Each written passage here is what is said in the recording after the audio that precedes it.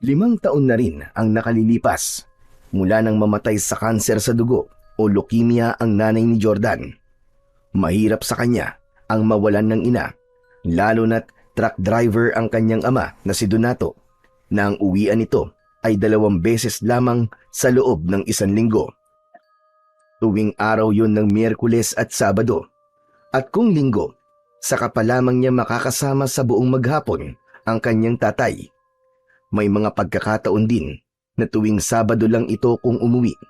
Kaya naman, sa murang edad ni Jordan na 11 taong gulang, ay natuto na siyang alagaan at asikasuhin ang kanyang sarili. Yun din kasi ang ipinamulat sa kanya ng kanyang namayapang ina. Naturuan niya si Jordan ng mga gawaing bahay, gaya ng pagluluto, paglilinis at paglalaba. Inihanda nito ang anak para sa kanyang pagkawala. Kaya naman, kahit nag-iisa lang si Jordan sa buhay mula nang mamatay ang ina at ang ama ay abala sa trabaho, kinakaya ng bata na mabuhay. Kaya nga hinahangaan din siya ng ibang kakilala at kapitbahay. Hanggang isang umaga, galing sa tabing dagat si Jordan. Dumilihensya siya ng mauulam mula sa mga mangingisda na galing sa laot.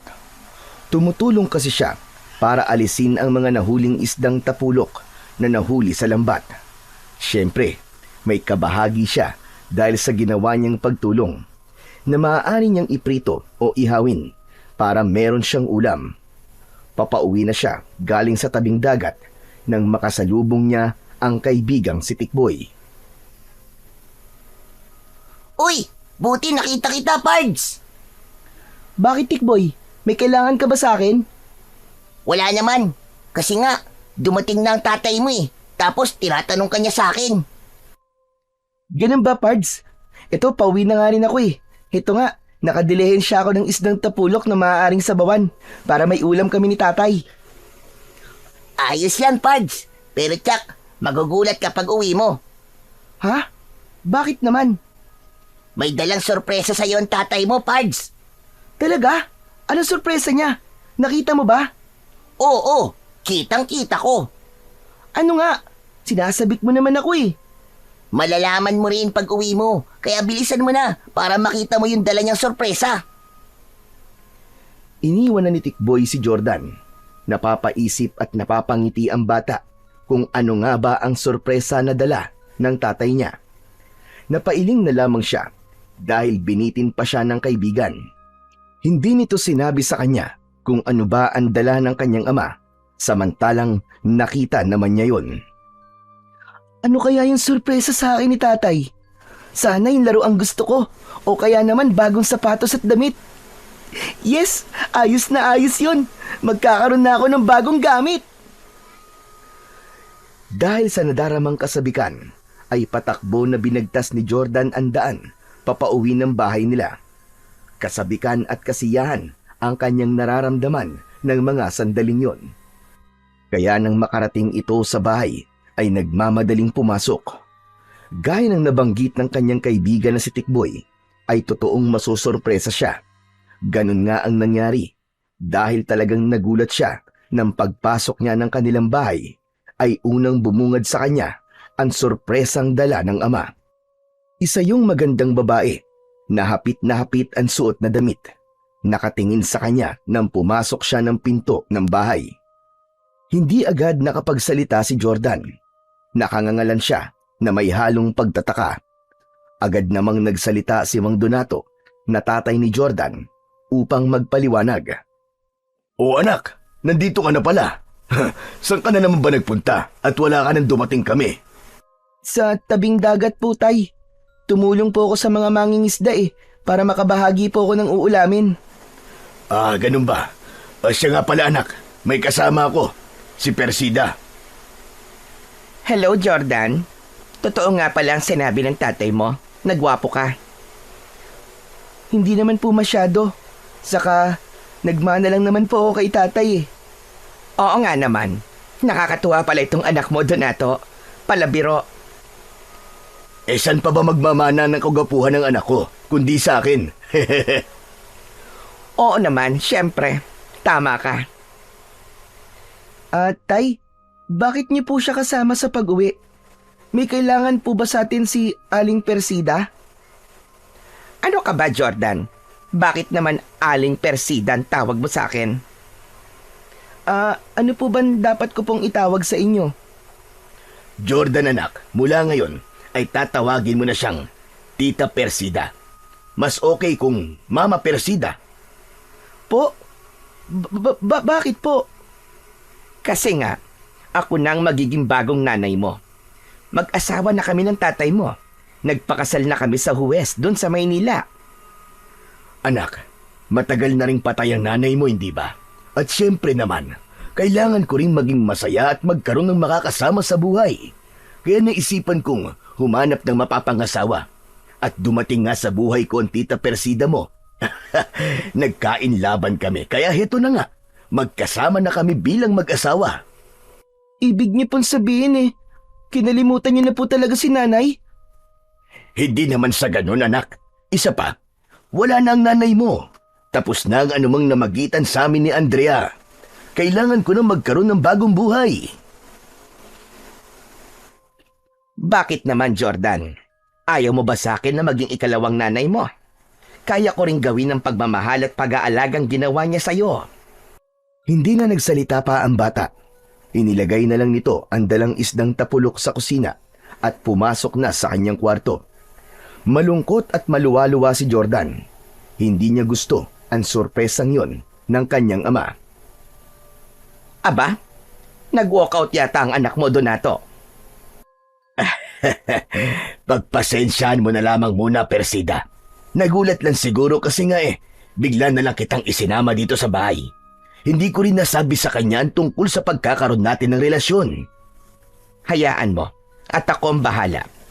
Magagawan ko ng paraan yan para maging okay kami ni Jordan. Salamat, Persida. Saka ang tanging inaasam ko lang naman ay matanggap ka ni Jordan bilang bago niyang nanay. Sa loob ng kwarto ay tumutulo ang mga luha ng bata. Hawak niya ang naka-frame na larawan ng kanyang ina. Habang umiiyak ay hinahaplos yun ni Jordan. Hanggang sa makatulog ito na taglay ang hinanakit sa kanyang ama. Si Persida, na bagong asawa ni Donato, ay tagaroon din sa kanilang bayan. Ilang barangay lang ang layo nito mula sa Barrio Domingo na kanilang tirahan. Ibig lang sabihin ay matagal na rin itong kakilala ng kanyang ama. Nagkita sila sa Maynila at nagkaroon ng relasyon. Kinabukasan, araw ng linggo, ay maagang gumising si Persida. Nagluto siya ng almusal, kaya nakahanda na ang pagkain ng magising si Donato. Pinuntahan nito ang anak upang gisingin para sabay silang tatlo na kumain. O anak, iligpit mo na ang pinagtulugan mo at nang makakain na tayo. Mauna na po kayo, Tay. Hindi maaari, anak. Dapat tayong sabay kakain. Maagang ang gumising ang Tita Persida mo Nagganda siya ng almusal para sa atin. Nagluto ng hotdog na paborito mo. Kaya ayusin mo na yung pinagtulugan mo. Hala, sige na. Para makapag-almusal na tayo. Mabigat man sa loob, ay walang nagawa si Jordan, kundi ang sundin ang utos ng kanyang ama. Ayaw man niyang makita ang bagong asawa ng ama, ay wala siyang magagawa. Kaya kailangan niyang magtiis dahil ayaw rin niyang sumama ang loob ng kanyang ama. Habang kumakain, ay walang imik si Jordan. Bagamat manaka-naka, ay kinakausap siya ng kanyang Tita Persida. Jordan, anong gusto mong ulam sa tanghalian? Kahit ano po. Wala akong alam na kahit na ano. Ano nga, Jordan? Anong gusto mo? Hindi naman mapili sa pagkain ng anak ko, Persida. Kaya ikaw na ang bahala kung anong gusto mong lutuin. O siya, sige. Mag-aadobo na lamang ako ng manok. At tsak magugustuhan niya yon. Tuloy lang sa kanyang pagkain ang bata. Hindi siya interesado sa kahit na ano pang lulutuin ng kanyang Tita Persida. Masakit pa rin sa loob niya na pinalitan na ng ama niya ang kanyang ina. Bilang bata, ay sadyang hindi yun madaling tanggapin. Dahil araw yun ng linggo, at pahinga ni Donato sa trabaho, kaya nasa loob lang ito ng bahay, kasama sa silid si Persida. Kaya mas pinili ng bata na mamalagi naman sa labas, kasama ang kaibigan si Tikboy. Biniro pa nga siya nito nang magkita sila. O ano, Pards? Kumusta yung sorpresa sa'yo ng tatay mo? Ayoko ng sorpresa niyo sa akin, Pards. Hehe, ayaw mo sa bago mong nanay? Isa lang ang nanay ko, Pards. Si Nanay Andrea lang. Walang papalit sa kanya. Pero may bago ng asawa ang tatay mo eh. Kaya nanay mo na rin siya. Basta, ayoko sa kanya. Eh paano nga yan? Kung bagong asawa na siya ng tatay mo, ibig sabihin, siya na ang makakasama mo sa bahay niyo araw-araw. Siya na ang kapalit ng nanay mo. Napakunot ang noo ni Jordan sa sinabi ni Tikboy. Hindi niya naisip ang bagay na yon. Kung asawa na nga ito ng tatay niya, ibig sabihin, araw-araw niya na itong makikita dahil sa kanila na yon titira. Oh, ano nangyari sa'yo, Pards? Ba't nawalan ka ng ibu dyan? Eh paano nga kung tama ka, Tikboy? Ibig sabihin pala, makakasama ko na lagi sa bahay yung bagong asawa ng tatay ko. Ang bagay na yon, ang lubos na ikinakabahala ni Jordan, ay siya nga palang mangyayari. Dahil kinabukasan, araw ng Lunes, ay maagang umalis ng bahay ang kanyang ama. Madilim pa nun at narinig niya na nag-uusap ang tatay niya at si Persida. Nagpapaalam ang tatay ni Jordan dahil kailangan ng bumalik sa trabaho. Hindi nito kasama ang bagong asawa, kaya ibig lang sabihin nun ay maiiwan ito sa kanilang bahay. Sapagkat maaga pa nang umalis ang tatay ni Jordan, ay nakatulog uli siya.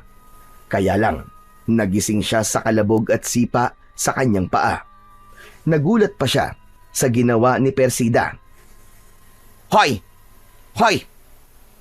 Aba, umaga na. Bumangon ka na nga riyan. Tumayo ka na. Tama na ang kakatulog at huwag kang batugan. Ha? Bakit po? Inaantok pa po ako eh. Anong inaantok ang sinasabi mo? Huwag kang maarte, Jordan, ha? Bumangon ka na riyan. Kung ayaw mo, tatamaan ka sa akin. Bakit po ba? Aba, ang dami mo pang tanong, ha? Inaantok pa nga po kasi ako. Dati naman pwede po ako matulog ng mahaba eh at hindi bumangon ng maaga. Noon yon, iba na ngayon. Kailangan maaga kang gumising dahil marami ka pang dapat gawin. Po, ano pong gagawin ko? Maglilinis ka ng bahay, tapos laban mo yung mga damit kong marurumi. Ang sabi kasi ng tatay mo, marunong ka sa gawaing bahay. Ibig sabihin, gagawin niyo po akong katulong? Bakit? Hindi ba pwede? Gagawin ko kung anong gusto ko.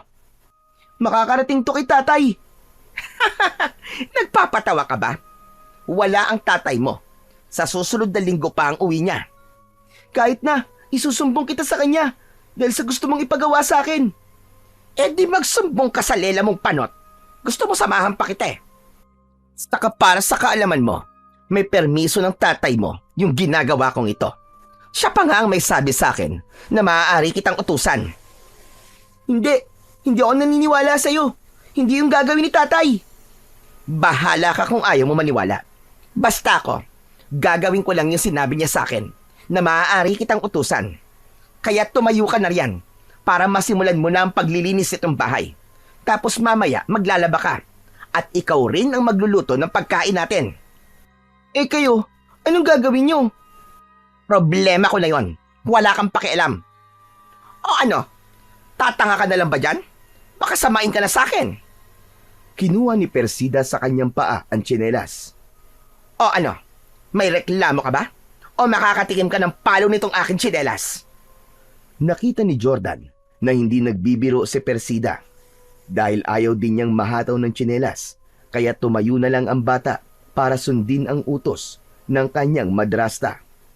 Mula sa araw na yon, ramdam ng bata na yun na ang simula ng kanyang kalbaryo. Magkakaroon na ng malaking pagbabago ang takbo ng kanyang buhay. Totoo ba sinasabi mo, Jordan? Ginawa kang katulong ng tita Persida mo? Oo, Tikboy, tama ka. Kaya nga hindi ka agad ako makaalis ng bahay. Kasi, ang dami niyang ipinag-uutos sa akin. Ang daming pinapagawa sa akin. Paano ka nakaalis kung marami siyang pinapagawa sa'yo? Hinintay kong makatulog siya. Nang makatulog siya, ayun, tinakasan ko. Grabe! Ang sama naman ng ugali ng tita Persida mo. Tama ka. Masama talaga. Lalo siya nakakagalit. Dapat yan, malaman ng tatay mo. Hindi ko nga alam kung totoo ba yung sinabi niya eh. Na may permiso daw ni tatay yung ginagawa niyang pag-utos-utos sa akin. Hindi naman siguro gagawin yun ng tatay mo, no? Na maging katulong ka? Papayag ba yun ng ganon? Ewan ko. Hindi ko rin alam kung ano ba ang totoo. Kung talaga bang okay lang kay tatay na gawin akong katulong ng bago niyang asawa. Alam mo, Jordan, wag mo nang isipin yan. Mabuti pa, maglaro na lang muna tayo. Oo nga, buti pa nga. Gusto ko yung larong shato. O sige, gusto ko rin yun. Miss ko nang sumigaw ng, Shato! Ayos, sige. Hahanap lang ako ng patpat at kapirasong kahoy na gagamitin natin sa paglalaro. Nalibang ang dalawang bata sa paglalaro ng shato. Hindi na nila namalayan ng oras. Malapit ng dumilim. Saka pa lang nila nalaman na matagal na silang naglalaro. Naku, lagot! O bakit, Jordan? Malapit ng dumilim, Pards. Baka mamaya pagalitan ako ng babaeng yun. Sabihin mo, nakipaglaro ka lang. Uuwi na muna ako. Gusto mo samahan na lang kita? Ako magpapaliwanag kung bakit di ka kagad nakauwi. Hindi na. Ako na lang. Kaya ko nang gawin yun, Pards. Ako na magpapaliwanag sa kanya kung bakit hindi kagad ako nakauwi. May kaba sa dibdib na umuwi si Jordan. Medyo malayo pa siya ay nakita na niya na nakaabang sa may pinto ng bahay si Persida. Kaya nang makalapit siya ay mataas ang boses at kasama rin ang pagtaas ng kilay na kinumpronta niya ang bata. Bakit ngayon ka lang, ha? At saan ka galing? Kwan po eh. Sa kaibigan ko po, nakipaglaro lang po ako. Ayon! Sinasayang mo lamang ang oras sa paglalaro. Pero yung mga trabaho dito sa bahay, tinatakasan mo. Dati naman po ako nakikipaglaro sa kaibigan ko eh. Ilang ulit ko bang sasabihin sa'yo na iba noon at lalong iba ngayon? Dahil kung dati ikaw lang ang nasusunod sa gusto mo dahil walang nakikialam sa'yo, iba na ngayon dahil may pakialam na ako sa mga gagawin mo at hindi pwede sa akin ang katamaran mong yan. Buong akala ni Jordan ay hanggang sermon lang ang kanyang mapapala mula sa kanyang tita Persida. Kaya lamang, hindi ganun ang nangyari. Dahil biglang piningot ng babae ang kanyang tenga, kaya napasigaw siya sa sakit. Aray! Aray ko po! Ang tenga ko po masakit! Talagang masasaktan ka sa akin dahil hindi mo ako sinusunod. Pero naglaro lang naman po ako. Ang sabi ko sa'yo, huwag kang aalis ng bahay, di ba? Pero hinintay mo lang ako makatulog at tumakas ka. Gusto ko lang naman po maglaro eh. Hindi nga pwede. Dahil marami kang dapat na gawin dito sa bahay. At dahil sinuway mo ko, dapat lang sa'yo ay pinaparusahan. Isang patpat ang nakita ni Persida at inihataw yun sa puwetan ni Jordan. Aray! Aray ko po, aray! Yan ang nararapat sa'yo, pasaway na bata. Ano po bang problema nyo? Bakit nyo po ito ginagawa sa akin? Ano bang kasalanan ko sa inyo? At nananakit po kayo. Kabago-bago nyo lang po dito sa bahay namin, ganyan na kayo. Wala kang pakialam. Kahit ano pa ang gawin ko sa'yo, gagawin ko. Naiintindihan mo ako? Malaking katanungan yun sa isipan ni Jordan. Oo nga't bagong asawa siya ng kanyang tatay, pero wala siyang karapatang manakit. Lalo na kung wala siyang ginagawang kasalanan. Hindi rin makatwiran para sa bata na dahil nakikipaglaro siya at di natapos ang gawaing bahay ay parurusahan na kagad at sasaktan siya. Hindi ganun magdisiplina ang kanyang namatay na ina. Kahit ang kanyang ama ay hindi rin ganun na basta na lamang siyang sasaktan. Kahit sa mga simpleng pagkukulang o pagkakamali lang. Kaya hindi ganap na maunawaan ni Jordan ang tunay na dahilan ng pananakit sa kanya ni Persida. Samantala, ang ginawang pananakit ni Persida kay Jordan ay nakita pala ng kaibigan ng bata na si Tikboy. Sinundan pala siya nito hanggang makauwi dahil nga nakita niyang nakaramdam ng takot at pagkabahala si Jordan nang inabot sila ng hapon sa paglalaro. Lumapit si Tikboy kay Persida at nagpakita ng katapangan. Hoy, ikaw! Bakit mo sinasaktan ang kaibigan ko, ha? At sino ka naman bubwit ka? Nagtatapang-tapangan ka pa, ha? Anong ginawa mo kay Jordan? Wala ka ng pakialam, batang uhugin. Ang sama-sama ng ugali mo. Bigla ka na lamang nananakit. Lagot ka. Isusumbong kita kay Mandonato dahil sa ginawa mo sa kaibigan ko. Hindi ako natatakot. Kahit pa sa general o kaya sa presidente ng Pilipinas ka pa magsumbong. Tikboy, umuwi ka na lang, sige na. Huwag ka na lang makialam dito. Eh, sinaktan ka ng babaeng yan na mukhang aswang. Sinong mukhang aswang, ha? Sino pa? Eh di ikaw. Mukha kang bruwang aswang. Aba, pasmado ang bibig ng batang ito, ha? Baka pati ikaw ay damay ko sa galit ko. Sige, subukan mo. At tatama sa ulo mo tong batong hawak ko na kanina ko pa gustong ipukol sa'yo. Dahil nakita kong sinasaktan mo ang kaibigan ko. Tikboy, sige na. Umuwi ka na lang, Tikboy. Kaya ko nito, ako nang bahala. Talaga lang kaya mo Pero oras na makita ko uli na sinaktan ka ng babaeng mukhang aswang na yan, hindi ko siya tatantanan. Hindi ako natatakot sa kanya. Dahil sa pakikialam ni Tikboy, tumigil na rin si Persida sa pananakit sa bata.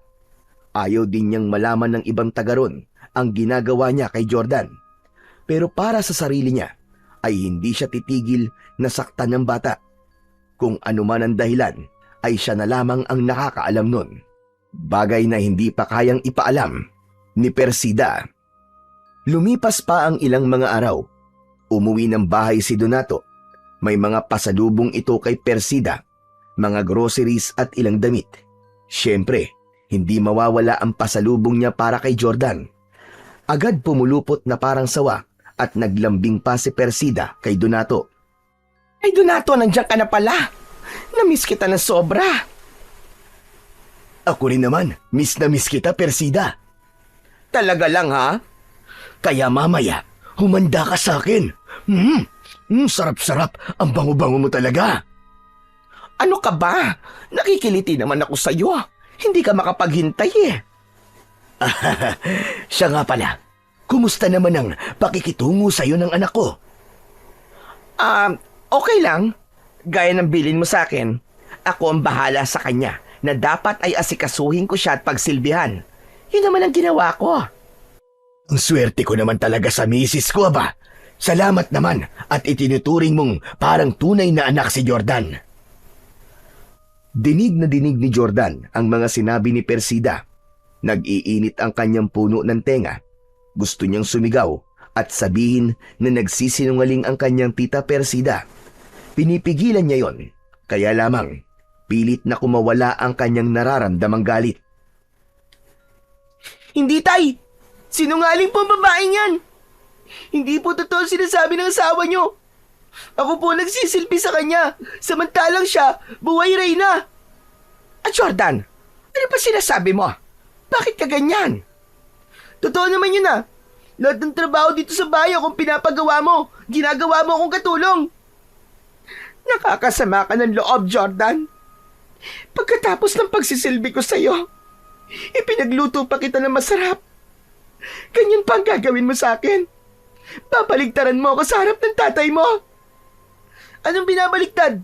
Talaga namang akong gumagawa ng trabaho dito sa bahay Tama na. Tama na ang pagsisinungaling mo. Huwag kang magsabi ng hindi naman totoo. Grabe ka. Ang husay mo talagang umarte. Hindi ako umaarte. Donato, mahal. Paniniwalaan mo ba ang sinasabi ng Jordan na yan? Ako nga sinasalbahin niya.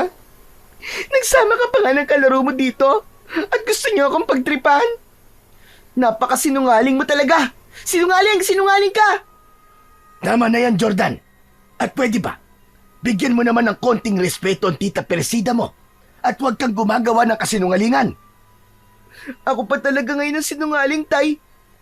Totoo po lahat na sinasabi ko. Ginawa po akong katulong ng babaeng yan. Huwag mo sabihing paniniwalaan mo siya, Donato. Ang totoo, may galit sa akin ang anak mo. Ayaw niya sa akin. Ang gusto niya ay pasamain ako para magalit ka sa akin at paalisin mo ako rito sa pamamahay niyo. Kasi ayaw niyang nandito ako. Para sa kanya ay ako ang kontrabida.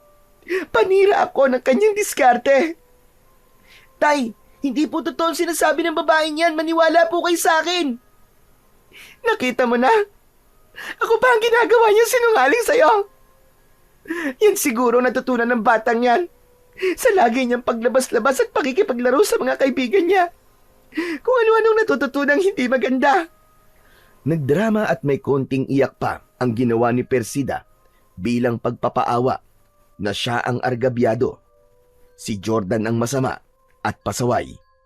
Kaya siya ang dapat nakampihan ni Donato. Hayaan mo, mahal. Ako na ang bahalang makipag-usap kay Jordan. Ang gusto ko lang naman ay maging mabuti ang samahan naming dalawa. Isa pa, ibig kong matuto siya ng tama. Sabi ko nga sa iyo, hindi ba? Para ko na rin tunay na anak si Jordan. Kasi nga mahal kita. At kaya ko rin mahalin ang anak mo. Piimbagang at tila nagngangalit ang mga ngipin ng bata sa mga kasinungalingang naririnig niya mula sa bibig ng bagong asawa ng kanyang ama. Kaya lang, ayaw niya nang gumawa pa ng eksena, kaya nagtingpi na lamang siya. Lihim namang napapangiti si Persida dahil ramdam niyang siya ang pinaniniwalaan ni Donato. Nang kausapin nga ni Donato ang anak, ay napatunayan ng bata na mas pinaniniwalaan ito ang bagong asawa. Jordan, ayoko ng ginawa mo, ha? Tay, wala po akong masamang ginawa. Yung mga sinabi sa akin ng tita Persida mo, gusto mong paalisin siya rito. Kaya kung ano-anong sinasabi mo masama tungkol sa kanya. Imposible. Talagang mas naniniwala kayo sa kanya, Tay. Kilala ko ang tita Persida mo. Tay, anak niyo po ako. Hindi niyo po ba ako kilala? Kung sino po sa amin ang higit na nagsasabi ng totoo? Tama na, Jordan, tama na. Basta ang gusto ko, wag nang lumala ang problema. Sundin mo na lamang ang gusto ng tita Persida mo dahil alam niya ang mas tama. Saka sabi ko nga pangalawang nanay mo na siya at dapat igalang mo siya at sinusunod mo. Tumahimik na lamang si Jordan dahil kahit ano pang paliwanag ang gawin niya ay imposibleng paniwalaan pa siya. Kumbinsido na ang tatay niya na tama at totoo ang mga kadramahan ni Persida. Kaya naman, ikinalungkot ni Jordan ang bagay na yon dahil nga wala nang tiwala sa kanya ang kanyang ama. Marahil sadyang plano yon ni Persida na gagawin ang lahat, magkasira lamang sila ng kanyang ama. Nang sumunod na araw, ay kailangan bumalik muli ni Donato sa pagmamaneho ng truck, kaya ilang araw ulit itong mawawala. Ibig sabihin, sila ng kanyang tita Persida ang muling magkakasama. Alam na niya ang ugali ng kanyang madrasta at hindi niya na ito pagtitiwalaan. Ramdam ni Jordan na may ibang plano ang babaeng ito at pakiwari niya, hindi nito totoong mahal ang ama, kundi may ibang dahilan kung bakit siya nakisama. O paano ba yan? Wala na uli ang tatay mo. Kaya siguro naman, alam mo na ang dapat mong gawin. Ang sama niyo. Ang sama-sama niyo. Ha, ganun talaga. At wala kang pakialam. Saka narinig mo naman siguro yung mga sinabi ng tatay mo, di ba? Kung sino ang dapat mong sundin at paniwalaan. Sinabi lang yun ng tatay ko. Pero hindi ko yung gagawin. Dahil sinungaling ka. Sinungaling! Eh di sige. Kung gusto mong magmatigas, ikaw rin ang kawawa. Sino ba sa atin ang paniniwalaan ng tatay mo? Hindi ba't ako yon? Ano ba talaga ang kailangan mo sa tatay ko, ha? Sa akin na lang yon. Ba't ko naman sasabihin sa'yo? Nako, ba't ko ba kailangan makipagtalo? Wala naman akong mahihita sa'yo, no? Kung ano man ang plano mo, hindi ako papayag na mangyari yon. Nagbabanta ka ba? Hindi. Kundi sinasabi ko lang sa'yo. Kasi wala akong katiwa-tiwala sa'yo. Hindi ko nga alam kung ano nagustuhan ng tatay ko sa'yo eh. Napakasama ng ugali mo. Ugaling basura. Sige, sabihin mo na kung anong gusto mong sabihin. Basta ako, wala akong pakialam sa'yo. Isa pa, wala kang magagawa sa ibig kong mangyari. Baka hindi mo kilala kung sino ang kaharap mo. Nagpipigil lang ako sa iyong bata ka. Pero ang totoo, gigil na ako sa iyo. Gustong gusto na kitang kainin ng buhay. Napaurong si Jordan sa matatalim na tingin ni Persida. Dumidilim din ang mukha nito. Napalunok ang bata. Ramdam niyang may kakaiba nga sa pagkatao ng kanyang madrasta. Kaya para sa kanya ay maling-mali na pinakasalan nito ng kanyang ama. Dahil sa hindi magandang ipinapakita ni Persida kay Jordan, ay umiiwas na lang ito sa kanya. Mabigat man sa loob, ay sinusunod ang mga utos nito. Pinili ng bata na gawin yon dahil meron din siyang nais malaman tungkol sa tunay na motibo ni Persida sa kanyang tatay. Hindi ko pwedeng pabayaan si tatay. Alam kong may ibang gustong gawin ng babaeng pinakasalan niya. At yun ang dapat kong malaman. Pagkatapos gawin ni Jordan ang mga ipinag-utos sa kanya ni Persida, ay nagkunwari siyang napagod at nakaramdam ng antok. Hindi naman siya pinakialaman nang nagkunwari siyang natutulog. Pinakiramdaman niya na abala ang babae sa pag-aayos ng sarili. May kutob siya, naaalis ito at merong pupuntahan. Kaya mga ilang minuto pa ay naramdaman niyang lumabas na ito ng bahay. Agad siyang bumangon at sumilip sa bintana. Nang makita na medyo nakalayo na si Persida, ay agad siyang lumabas. Patago-tago niyang sinundan si Persida nang makita siya ni Tikboy na nakakubli sa isang poste. Uy, Pards! Ano bang ginagawa mo dyan? Kanino ka ba nakikipaglaro ng tagu-taguan? Halika rito! Huwag ka maingay, huwag ka dyan! At baka makita niya ako. Sino ba pinagtataguan mo? Nakulitan si Jordan sa kaibigan niya, kaya bigla niya itong hinaltak para magkubli rin sa may poste. Ang kulit mo rin talaga no? Sabi ko na nga huwag ka dyan dahil baka makita tayo. Sino ba kasing pinagtataguan mo? Siguro tita Persida mo, no? Nakasalubong ko nga siya. Ang kapal ng makeup Tapos parang naligo ng pabango. Saan ba ang punta nun? Hindi ko nga alam Tara, samahan mo na lang ako at susundan natin siya. Saan nga? Hindi ko nga rin alam. Basta, sundan na lang natin siya. Pumayag naman si Tikboy na sundan nila si Persida. Doble ingat ang ginawa ng dalawa sa pagsunod nila sa babae. Kailangan hindi sila makita at malaman na may sumusunod sa kanya. Ayun, Pards.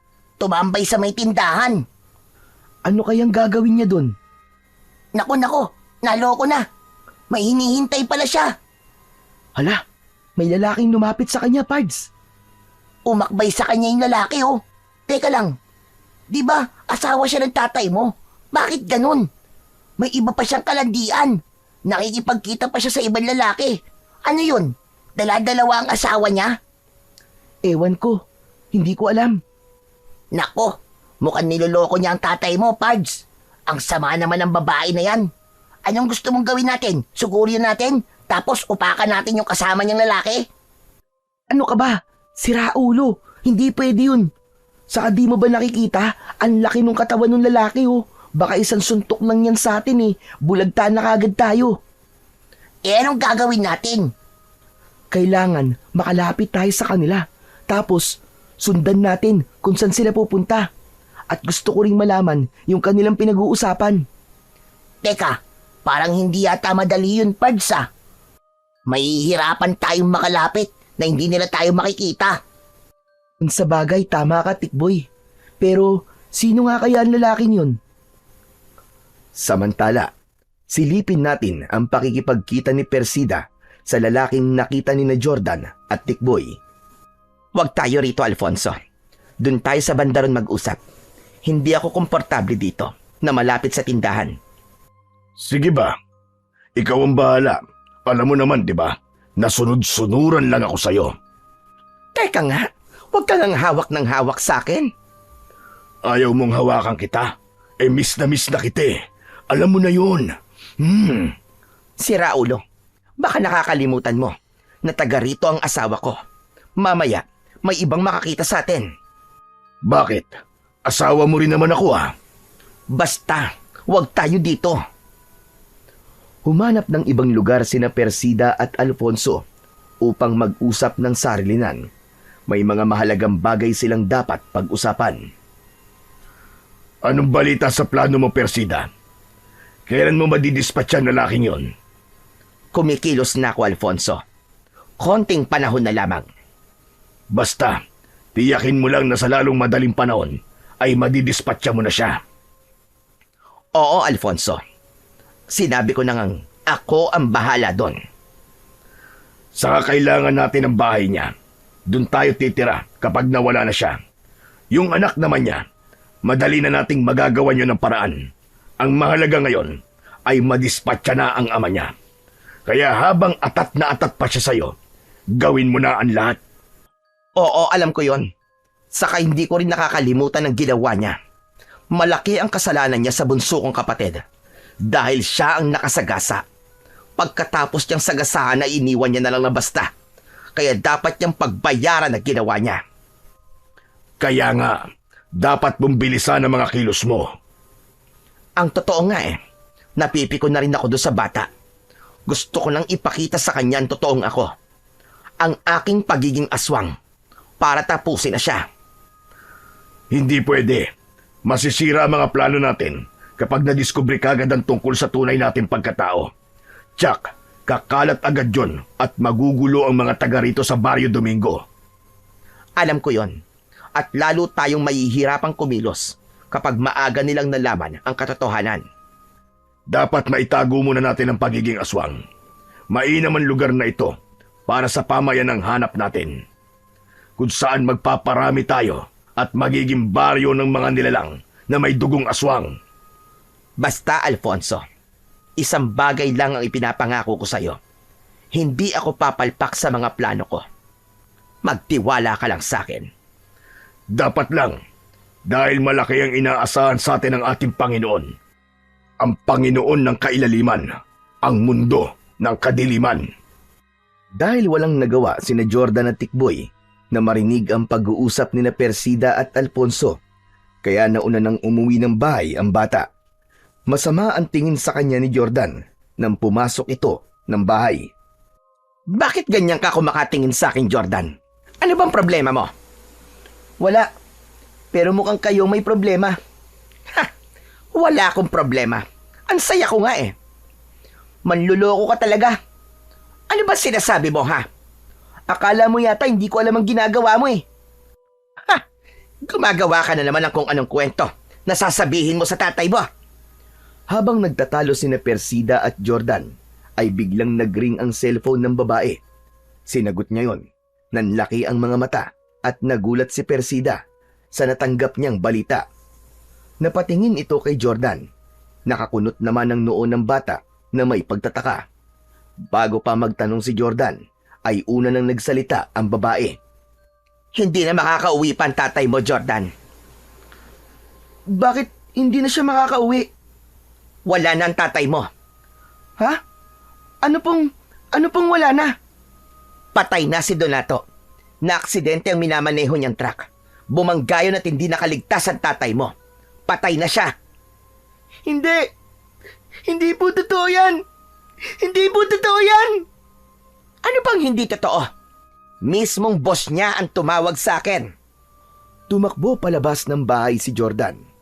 Umiiyak ang bata at hindi alam kung ano ang gagawin. Samantala, isang malaking ngiti ang sumilay sa labi ni Persida. Nangyari na nga ang kanyang pinakaaasam. Yun ay ang mawala si Donato. Katuparan yun ng kanyang plano. Mabisa ang gamot na ibinigay ko kay Donato. Siguro naging antukin siya dahil sa gamot at sinabi kong bitamina yon para lumakas siya at laging gising sa biyahe. Pero ang totoo, makakaramdam siya ng matinding pagkaantok. Marahil ay nakatulog siya habang nagmamaneho. Kaya ayon, na-aksidente. Tapos na ang una kong plano.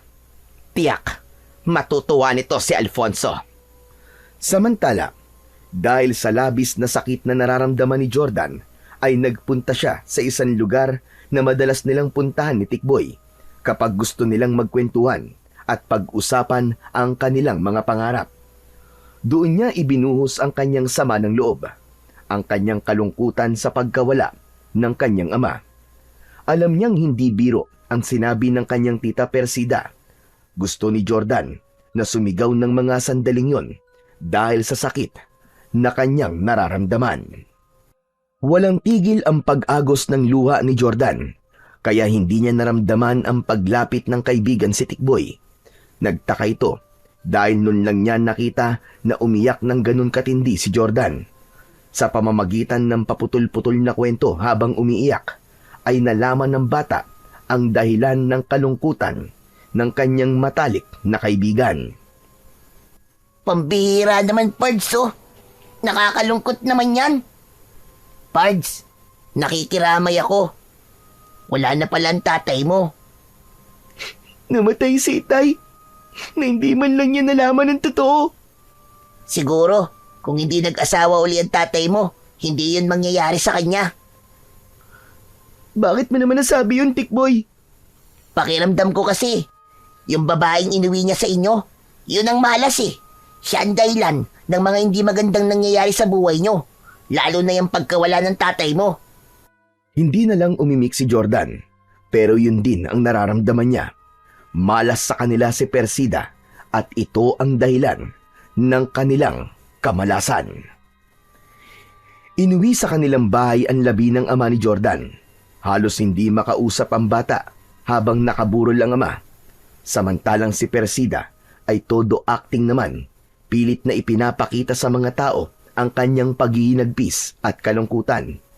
Kitang-kita ng bata kung anong klase ng kadramahan at pagkukunwari ang ginawa ng kanyang tita Persida. Sa tulong ng mga kapitbahay at ng barangay, ay nailibing ng maayos ang ama ni Jordan. Unang gabi yun, sa bahay ni Jordan, na wala na ang kanyang ama.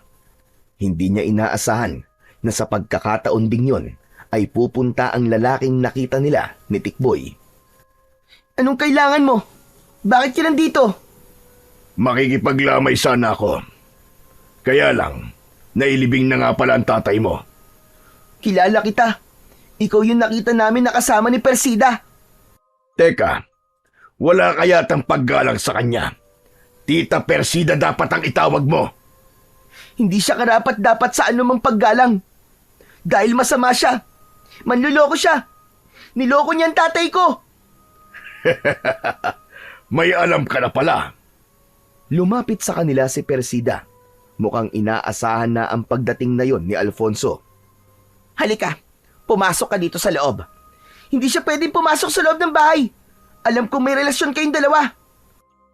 Ano naman ngayon? Baka nakakalimutan mo na naging asawa ko ng tatay mo at may karapatan na rin ako sa bahay na ito. Wala kang karapatan. Kundi ako lang. Kasi niloko mo ang tatay ko. Nako, tumigil ka na nga sa sinasabi mong bata ka at baka samain ka lang sa akin. Hindi ako natatakot sa'yo. Masasama kayo. Nagkampiyan kayo para mawala ang tatay ko. Aba, pagbibintang yan, bata. Saka aksidente ang pagkamatay ng tatay mo. Kaya wala kaming kinalaman dun. Hindi ako naniniwala. Alam kong kayo ang dahilan kung bakit siya namatay. Kayo ang dahilan. Kayo ang may kasalanan. Malapit na ako mapikon sa batang ito, Persida. Papatulang ko na ito. Sige, saktan mo ako. Akala mo yata natatakot ako sa'yo eh. Aba, palaban ka. Tapang-tapangan ng uhuging bata na ito. Baka sampulan na kita at makita mo. Pabayaan mo na siya, Alfonso. Sadyang mainit lang ang ulo niya dahil kamamatay lang ng tatay niya. Palampasin mo na lang. Halika, doon tayo sa kwarto. At marami tayong pag-uusapan. Saka, gusto ko namang maging masaya ngayong gabi. Buong pagtitimpi ang ginawa ni Jordan. Gusto nang umalpas ang galit sa kanyang dibdib, pero alam niyang wala ring mangyayari. Wala siyang kakampi, pero isang bagay ang hindi nawawala sa isip niya. May araw din ang mga ito. Makakaganti din siya. Malakas ang kutob niyang Malaki ang kinalaman ng dalawang ito sa naging kamatayan ng kanyang itay. Dahil sa pagod at sama ng loob ay nakatulog si Jordan. Yun ang pagkakataong hinihintay ni na Persida para sa kanilang balak. Yun ay ang idispatcha na rin ang bata. Kaya habang mahimbing na natutulog si Jordan, ay itinali ito ni Alfonso. May ipinaamoy din si Persida upang lalong maging mahimbing ang tulog nito. Nang matiyak nilang hindi na magigising si Jordan, ay inilagay yun ni Alfonso sa isang malaking sako. Ang gusto ko'y dalhin mo siya sa gubat, sa kakahuyan, at doon mo siya patayin. Sige, sinabi mo eh. Magiging sagabal pa yan sa mga plano natin. Saka para maging malaya na tayong tumira sa bahay na ito. Atin na ito, Alfonso. Masisimulan na rin natin ang iba pa nating gagawin sa baryong ito. Sige na, kailangan ko nang umalis habang madilim pa. Mamaya lang mag-uumaga na. Mas mahihirapan akong dalhin ito sa gubat kapag maliwanag na dahil maraming makakakita sa akin. O siya, sige. Basta tiyakin mo lamang na hindi na makakabalik pa yang si Jordan dito. Kaya ikaw na ang bahala sa kanya. Oo, alam ko na ang gagawin ko sa kanya. Binuhat na ni Alfonso si Jordan upang dalhin ito sa gubat at dun ito tapusin. Kailangang bago mag-umaga ay tapos na niya ang kanyang trabaho. Nang makarating ito sa gubat ay nagsisimula ng lumiwanag. Nang sa di inaasahan ay may naramdaman siyang tila may iba pang tao sa lugar na yon. Kaya bahagyang nabahala si Alfonso. Naisip niya na napakaaga pa para magkaroon ng ibang tao sa lugar na yon.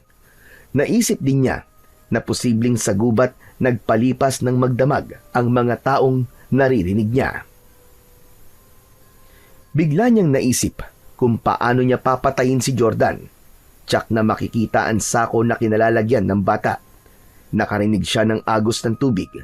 May malapit na ilog sa lugar na yon. Kaya naisip niyang sa ilog na lang niya ihuhulog si Jordan na nasa loob ng sako. Kapag naihulog niya sa ilog ang bata, ay maaaring mamatay ito sa pagkalunod.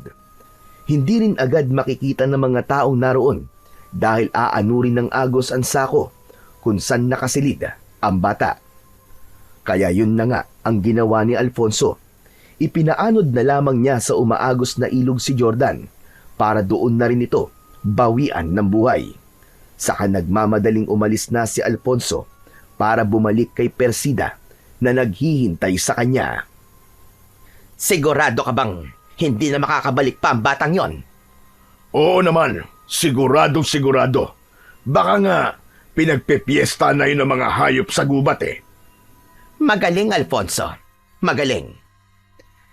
Hindi ipinaalam ni Alfonso ang tunay niyang ginawa kay Jordan para wala na silang pagtalunan pa. Lalo na kung hindi magugustuhan ng babae ang kanyang naging desisyon na ipaanod sa ilog ang bata at hayaang doon ay malunod. Samantala, sa kabilang bahagi naman ng ilog ay naroon ang magtiya na sina Munina at Enteng. Nililinisan nila ang mga laman ng halamang ugat na kanilang nahukay na magiging pagkain at ibibenta sa mga kakilala. Paghuhukay ng mga ligaw na halamang ugat na maaaring kainin ang ikinabubuhay nila. Bukod pa ron ay ang pagtatanim ng mga gulay. Dahil humiwalay si Enteng sa kanyang tiya Munina, kaya siya ang nakakita ng sako. Napasigaw ito at hindi maipaliwanag ang nararamdamang kasiyahan at pagkabahala. Tiya! Tiya, dali! Tiyang Munina, halika dito, dali! May kayamanan dito! Nagmamadali namang pinuntahan ng matandang babae ang pamangkin na natataranta sa pagtawag sa kanya. Ano bang kayamanan na sinasabi mo, ha? Ito, nakita ko! Nasa loob ng sako, kayamanan! Loko kang bata ka. Ano bang kayamanan na sinasabi mo? Hindi kayamanan ng laman yan. Saka kung kayamanan yan, aanurin ba naman yan ang agos? Mabuti pa, buksan mo na, dalian mo! Kinalag ni Enteng na may pagkasinto-sinto ang tali ng sako. Ganun na lamang ang gulat nila nang makita na isang bata ang laman nun. Diyos ka pa ba maging langit? Isang tao. Isang bata ang laman ng sako. Lagot! Patay na bata! Patay na bata, tiya! Hindi pa siya patay. Buhay siya, Enteng. Humihinga pa siya. Alisin mo sa sako, dali. At dalhin mo sa pampang ng ilog. Baka mailigtas pa natin siya. Sinunod ni Enteng ang utos ng kanyang tiya Monina. Dinala sa pangpang ang bata. Ginawa ng matandang babae ang lahat ng magagawa niya at kakayahan niya para iligtas si Jordan. Di nagtagal ay gumalaw si Jordan. Isinuka ang tubig na kanyang nainom at himalang nagkamalay ito. Napapalakpak pa si Enteng dahil sa labis na kasiyahan. Ang galing! Ang galing! Buhay siya! Buhay yung bata! Salamat sa Diyos at nakaligtas siya. Sino po kayo? Saka, ano pong lugar ito?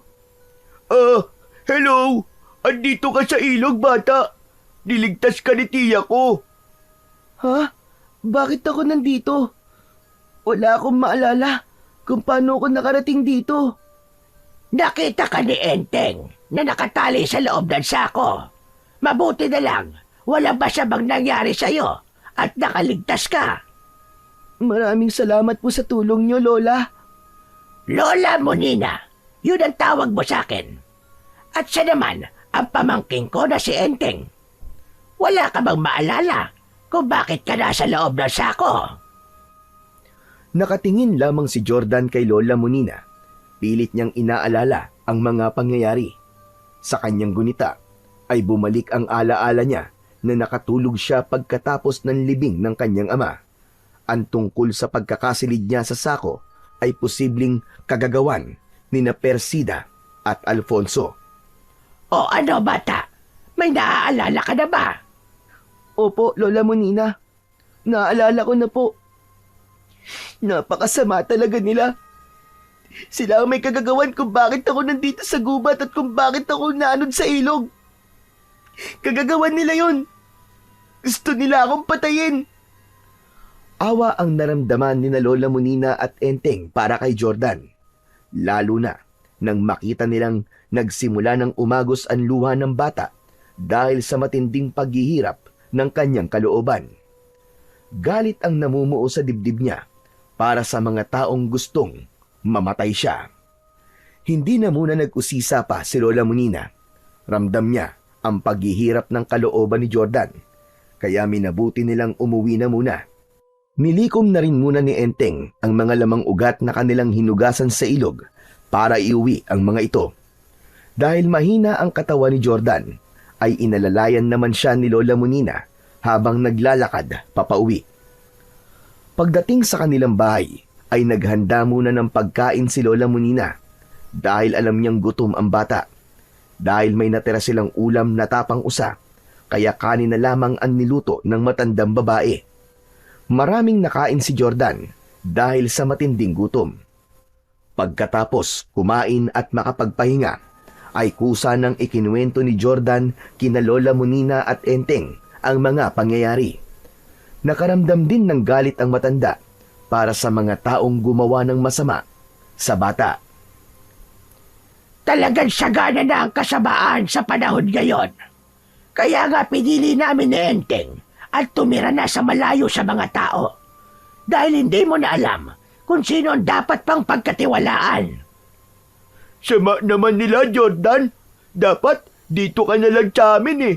Kasama si Tia Monina. Kasi mabait kami. Oo, Enteng. Alam kong mababait kayo. Dahil nga tinulungan niyo ko. Ang mga taong sinasabi mo, dapat silang mawala, Jordan. Dahil kung mabubuhay pa sila, marami pa silang gagawing kasamaan. At may mga tao pa silang ipapahamak. Hindi ko lang po sila gustong balikan at gantihan. Kundi kailangan ko din pumabawi sa kanila ang bahay namin. Nainiwan po ng aking ama at ina. Para po sa akin yun. Dahil pinaghirapan po yun ng mga magulang ko. Kung sa bagay tama ka sa parte na yan, hindi dapat mapunta sa kanila ang bahay na galing pa sa mga magulang mo. Samantala, sa Barrio Domingo, Sa bahay na iniwan ni Jordan kung saan nakatira sina Persida at Alfonso, nagsasaya ang mga ito. Ipinagbubunyi nila ang kanilang tagumpay sa kanilang mga plano. Magiging malaya na tayo, Alfonso. Wala nang makikialam sa atin ngayon. Kaya atin na ang lugar na ito. Maaari na nating isama dito ang iba pa nating mga kauring aswang. At dito natin pagpaplanuhan ang iba pa nating gagawin sa baryong ito. Tama ka. Sabik na rin ng mga kalahi nating gawin ang kanilang mga gusto. Lalo na ang palaganapin ng ating pagiging aswang sa lugar na ito. Maya-maya pa, habang nag-uusap ang dalawa, ay nagbago na ang kanilang mga anyo. Handa na nilang ipamala sa baryo ang kanilang tunay na katauhan at ipalasap ang kanilang kasamaan. Tayong mga aswang asmo ang siyang mga hari sa baryong ito. Kaya humanda silang mga taga rito. Matitikman natin ang kanilang mga lamang loob na lalong magpapalakas sa atin. Ama ka, nagawa mo na makapagiganti sa naging kamatayan ng iyong kapatid. Dahil wala na si Donato at wala na rin ang anak niyang si Jordan. May iba ka pa bang gustong gawin, Persida? Marami pa, Alfonso. Nais kong ako ang maging kauna-unahang babaeng aswang na magkakaroon ng kakaibang lakas. Mapapasunod ko ang ibang uri ng mga aswang. Pero siyempre, hindi ako kasama dun. Dahil alam kong espesyal ako sa'yo. Alfonso, marami na tayong pinagsamaan sa hirap at ginhawa. Sinuportahan mo ko sa mga plano ko. Kaya siyempre, iba ang pagtrato ko sa'yo. Yan. Yan ang gusto ko sa'yo, Persida. Hindi ka nakakalimot. Magkahawak kamay pa ang dalawang aswang na lumabas ng bahay na nasa anyo sila ng nakakatakot na halimaw na hawig sa asong ulol at kawangis din ng kambing. Tinaak nila ang kadiliman para sa kanilang paggasik ng lagim sa gabing yon. Guguluhin nila ang Baryo Domingo. Ipaparamdam nila sa mga taga roon ang kanilang lakas. Dahil isa ang baryo na yon sa kanilang plano upang sakupin at pagharian. Palalaganapin nila ang lahing aswang upang ipakita sa Panginoon ng kadiliman ang kanilang kakaibang lakas. Sa gubat kung saan naman kinukupkop ng magtiyahing Monina at Enteng si Jordan, awa ang nararamdaman nila para sa bata. Sa kabila ng murang isipan nito, ay hindi pala madali ang pinagdaanan nito. Nasaan si Jordan, Enteng? Tulog na po siya, Tia Monina. Kawawa naman pala si Jordan. Tatay na lang ang kasama, tapos ay namatay pa. Oo nga sabi niya, kasalanan nung bagong asawa. Kung totoo man yun, Enteng, talagang napakasama ng babaeng yon. Kaya nga dapat lang nating tulungan si Jordan. Tutulungan natin siya? Tama ka. Kailangan yun ni Jordan ngayon. Dapat magbayad ang mga taong gumawa sa kanya ng masama. Minsan nang naranasan ni Lola Monina ang apihin at gawan ng masama ng mga taong kanyang pinagkatiwalaan. Biktima ng kalupitan at pagiging abusado ng mga tao ang magtiya. Kaya nga, pinili na lang nilang manirahan sa gubat kung saan ay magkakaroon sila ng katahimikan. Kaya masakit para sa kanila ang mga ikinuwento ni Jordan dahil bumalik sa kanilang alaala ang minsan na nilang pinagdaanan. Napuno ng hinagpis at takot ang Baryo Domingo dahil sa ginawang kaguluhan ni Persida at Alfonso. Kasama nila sa kanilang ginawang paggasik ng lagim ang kanilang mga kauri at kapanalig na aswang. Agad nilang nakontak ang mga ito nang magkaroon na sila ng pagkakataon para simulan ang gagawing panggugulo sa baryo na kanilang napili. Hindi inaasahan ng mga namumuno sa baryo ang naging pag-atake ng mga kampon ng kadiliman. Hindi sila nakahanda, kaya marami sa mga residente doon ang nasugatan ng aswang. May mga namatay at nagkaroon ng problema sa isipan dahil sa trauma at matinding takot na pinagdaanan. Tagumpay! Tagumpay ang ating misyon, Alfonso. Labis nilang kinatakutan ang ginawa nating pagsalakay, Persida. Ang mga taong nasugatan ng ating mga kasama, hindi magtatagal. Sila man ay maaaring mahawa ng ating pagiging aswang. Kaya sa mga susunod na pagbilog ng buwan, mas magiging marami ang makakasama natin para mas mapalaganap ang takot at kasamaan dito sa baryong ito. Walang-wala nang makakapigil sa atin, Persida. Tuloy-tuloy ang ating tagumpay. Kaya ipagpapatuloy natin ang pagsasaya, Alfonso. Ilabas mo na ang ating masarap na pagsasaluhan. Mga laman loob ng taong ating naging biktima. Walang pagsidlan ng kasiyahan ng dalawa sa iniisip nilang pagtatagumpay. Para sa kanila, ang mga nangyayari na pumapabor sa kanila ay simula na upang ganap na nilang mapagharian ang baryong kinaroroonan nila. Hindi naman naging lingid kay Lola Monina ang mga nangyayari sa Baryo Domingo kung saan nanggaling si Jordan. Ipinaalam niya sa bata ang hindi magandang balita. Kung ganun po pala, Lola Monina, pinamumugaran na po ng mga kampo ng kadiliman ng aming baryo. Ganon na nga, Jordan. Nababalot na ng takot ang baryong pinanggalingan mo. Dahil yun sa mga aswang. Si Aling Persida at Mang Alfonso, alam kong sila ang may pakana ng lahat. Sila ang mga aswang. Hindi ba't sila rin ang nais mong balikan para paghigantihan? Opo, Lola Monina. Kailangan po sila mapigilan sa kanilang kasamaan, kundi kaawa-awa naman po ang baryo. Mamamatay po ang mga nakatira doon. At baka ganap na pong makuha ng mga masasamang nilalang ang baryong yon. Nakapangako na ako sa'yo, Jordan. Tutulungan kita. Paano po, Lola Monina? Haharapin mo ang mga nilalang na nagpapakalat ng kasamaan sa inyong baryo. Pero Lola Monina, hindi ko po kayang gawin yun eh. Isa lang po akong bata. Wala rin po akong taglay na lakas. Huwag kang mag-alala. Sa bagay na yan ay matutulungan kita, Jordan. Basta't magtiwala ka lamang sa akin. Nakatitig lamang si Jordan sa matandang babae. Pilit na binabasa niya ang reaksyon ng mukha nito. Seryoso ito sa mga sinasabi at nais niyang magtiwala sa pangako ni Lola Monina. Kinabukasan ay nakita ni Jordan ang mga bote na may lamang likido at may kasama pang iba't ibang uri ng dahon ang nakapatong sa ibabaw ng isang maliit na lamesa.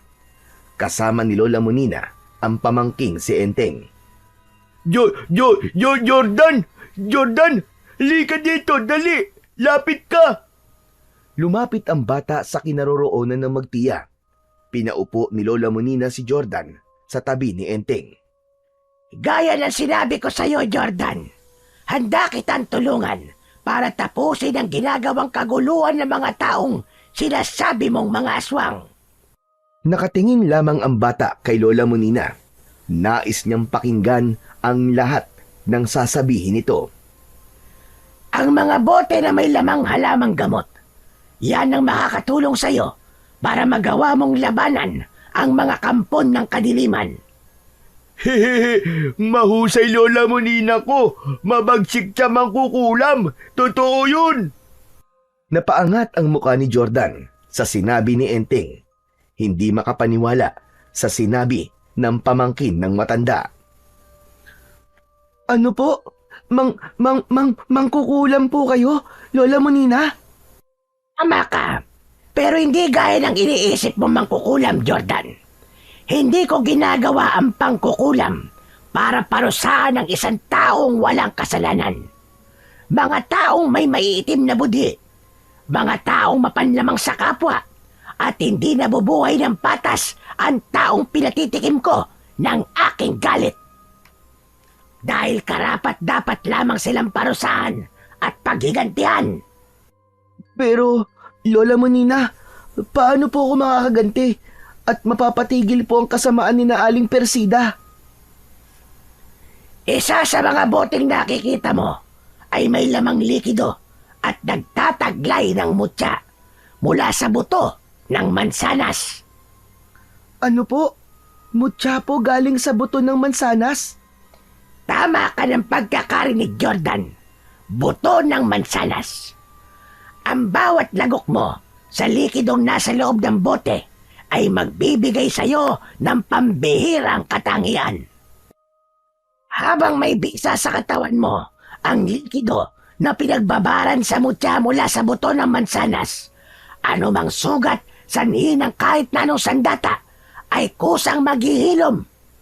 Magbibigay din sa iyo to ng liksi sa pagkilos at lakas na kailangan para harapin mo ang mga aswang. At hindi lang yon.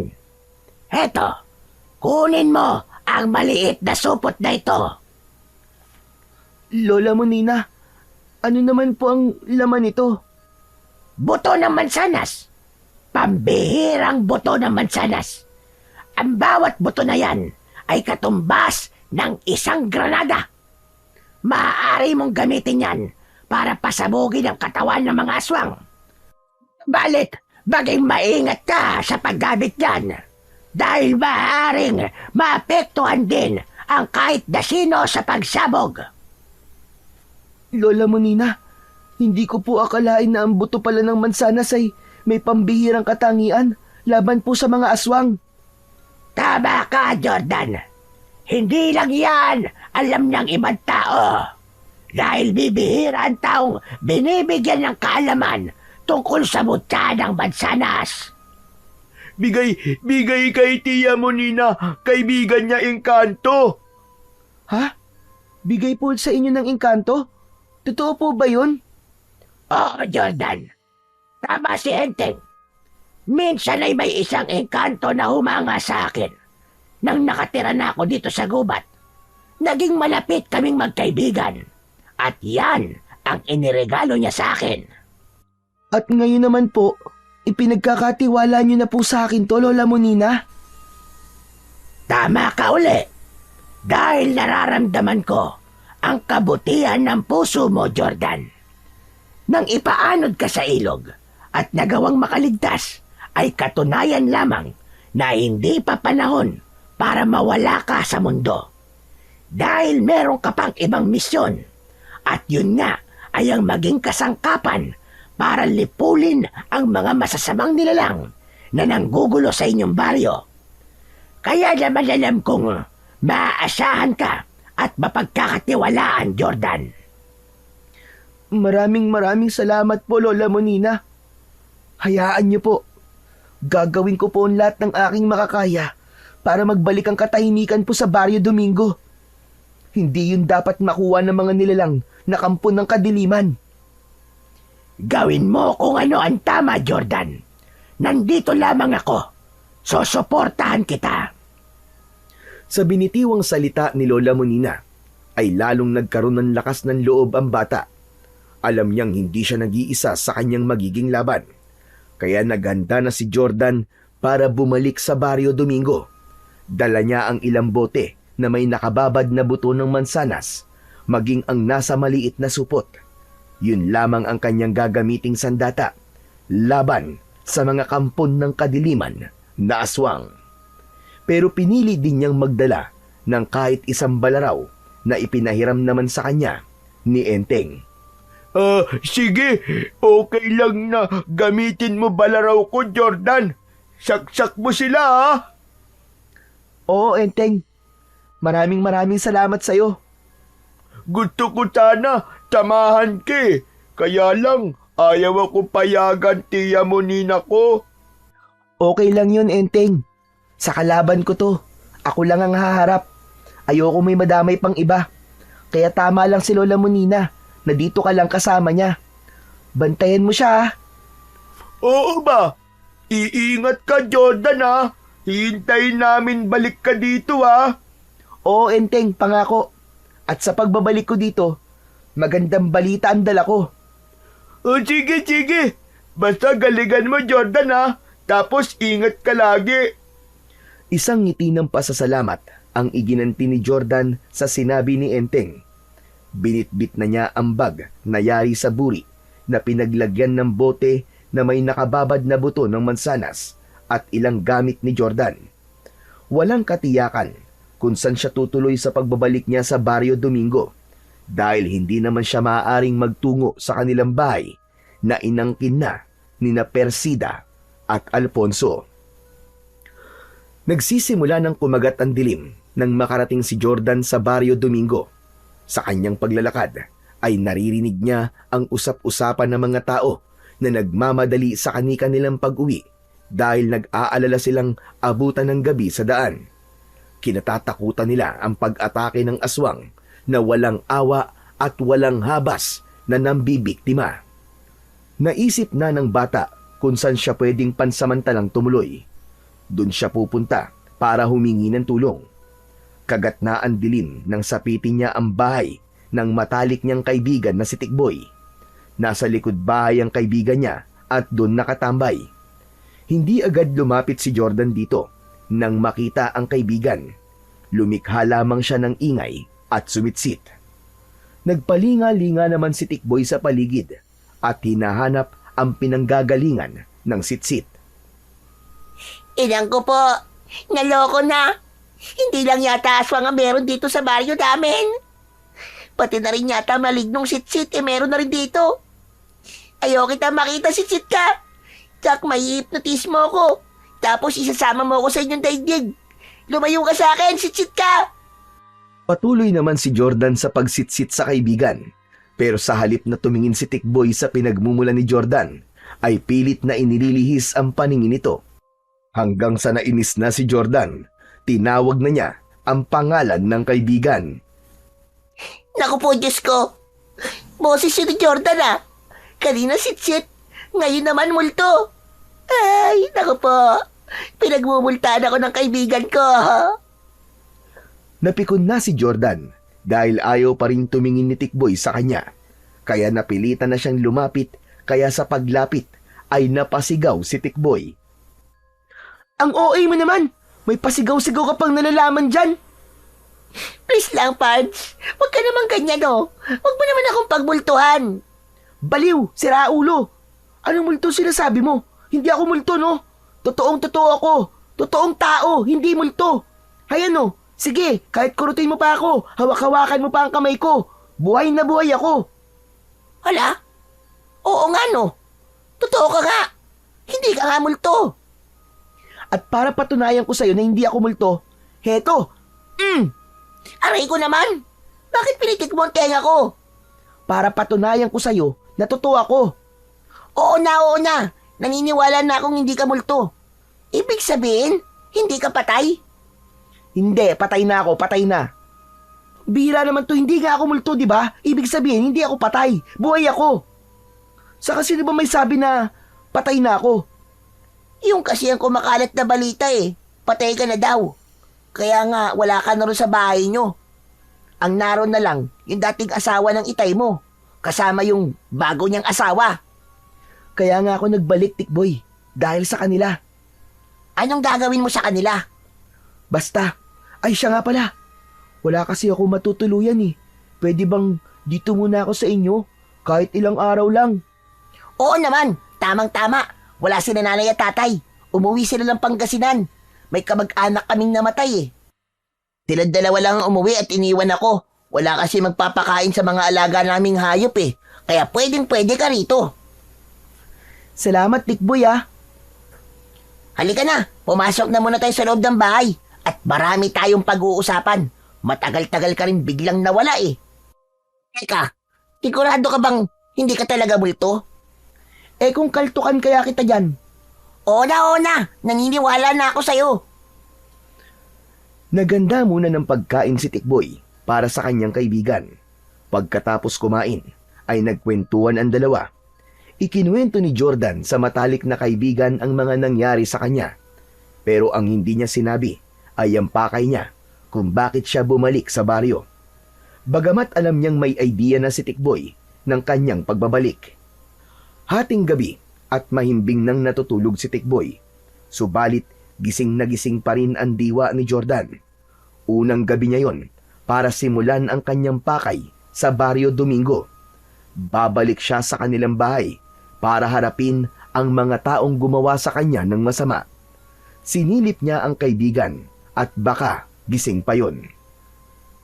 Nang matiyak na natutulog na ang kaibigan, ay binuksan ni Jordan ang bag na yari sa buri na pinaglalagyan niya ng kanyang dalang gamit. Kinuha ang isa sa 2 bote na binigay sa kanya ni Lola Monina. Tumungga siya doon at nilunok ang likido. Hindi kasarapan ng lasa, napangiwi pa si Jordan. Subalit tiniis niya ang hindi masarap na lasa nun. Kung yun naman ang makakatulong sa kanya para sa gagawin niya sa gabing yun. Kakaibang lakas at pambihirang katangian ang ibinigay ng mutya ng bato ng mansanas kay Jordan. At yun ang kanyang kailangan. Tinahak na ng bata ang daan patungo sa kanilang bahay. Dala niya ang balaraw na maaari niya ring maging sandata laban sa mga aswang. Maging ang supot na may lamang mga buto ng mansanas. Habang naglalakad si Jordan, ay may kakaiba siyang nararamdaman. Pakiwari niya ay may nagmamasid sa kanya. Habang patungo sa dati nilang bahay na tinitirahan ni Persida. Maya-maya pa, nang malapit na siya sa kanilang dating bahay, ay humarang nga sa kanyang unahan ang ilang aswang asbo. Umaangil na tila asong nauulol. Nakahanda ang mga aswang upang atakihin na ang bata. Mahigpit niyang hinawakan ang kanyang balaraw.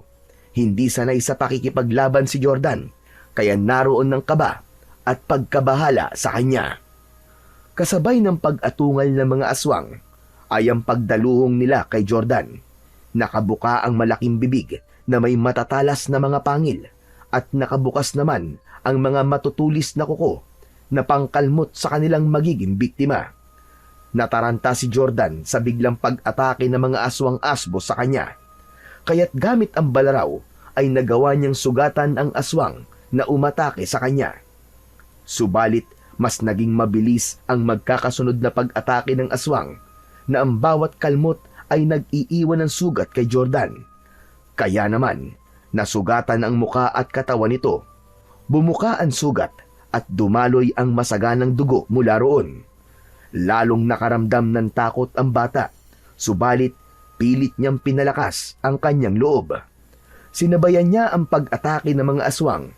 Ibinaon niya ang hawak na balaraw sa katawan ng aswang na dumaluhong sa kanya. Halos hindi na makita ang talim ng balaraw dahil sa pagkakabaon sa katawan ng aswang. Saglit pa ay bumulag tayon sa lupa. Agad niyang binunot ang balaraw at saka inatake niya ang isa pa. Ganon din ang nangyari sa ikatlong aswang. Ang lahat ng mga ito ay nagawang saksakin ni Jordan gamit ang sandata na kanyang hawak. Subalit napatay man niya ang mga aswang, ay puno naman ng sugat ang katawan ng bata. Naramdaman niya ang takot dahil nagdurugo na ang mga sugat sa katawan at mukha niya. Napaupo si Jordan habang pinagmamasdan ang mga aswang na kanyang napatay. Maya-maya pa, habang nakaupo at nagpapahinga ang bata, wala siyang kamalay-malay na may pagbabago na palang nangyayari sa kanyang katawan. Unti-unting naghilom ang mga sugat na likha ng aswang na umatake sa kanya. Naramdaman na lamang ni Jordan na nawala na ang kirot sa kanyang muka at katawan, at nang tignan niya ang kanyang braso at haplusin ang muka, naramdaman niyang wala na ang mga sugat na tinamo niya. Doon pa lamang niya naisip na totoo nga pala ang mutya ng buto ng mansanas na ang pinagbabara nun ay kanyang ininom. Panibagong sigla at lakas ang naramdaman ngayon ni Jordan, kaya hindi na siya nag-aksaya pa ng oras, kundi pinuntahan niya na kagad ang dati niyang bahay. Tahimik doon na tila walang tao. May pintuan sa likod ng bahay at doon siya pumasok. Buong akala niya ay walang tao dahil wala siyang ingay na naririnig.